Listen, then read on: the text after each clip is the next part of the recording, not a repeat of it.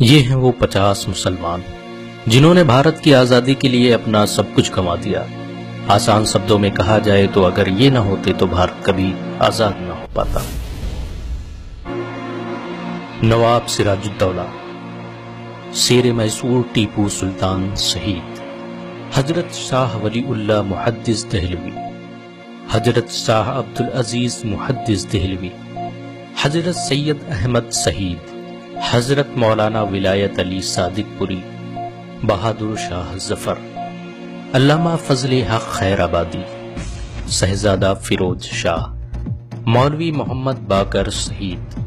بیگم حضرت محل، مولانا احمد اللہ شاہ، نواب خان بہادر، برکت اللہ بھوپالی، شاہ عبد القدیر لدھیانوی،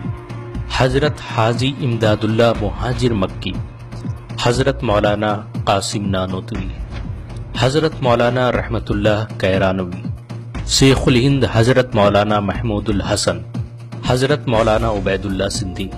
حضرت مولانا رشید احمد گنگوہی،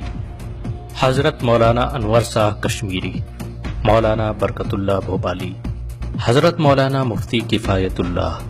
حضرت مولانا احمد سعید دہلوی، حضرت مولانا سعید حسین احمد مدنی، سید الاحرار مولانا محمد علی جوہر، مولانا حسرت موہانی، مولانا عارف، مولانا ابوالکلام آزاد، مولانا حبیب الرحمن لدھیانوی، ڈاکٹر سیف الدین کچلو امرتسری، مسیح الملک حکیم اجمل خان، مولانا مجہر الحق، مولانا ظفر علی خان، علامہ عنایت اللہ خان مشرقی، ڈاکٹر مختار احمد انصاری، جنرل شہنواز خان، حضرت مولانا سید محمد میاں، مولانا محمد حفظ الرحمن سہروی، حضرت مولانا عبدالباری فرنگی محلی، خان عبدالغفار خان، مفتی عتیق الرحمن عثمانی، ڈاکٹر سید محمود، خان عبدالصمد خان،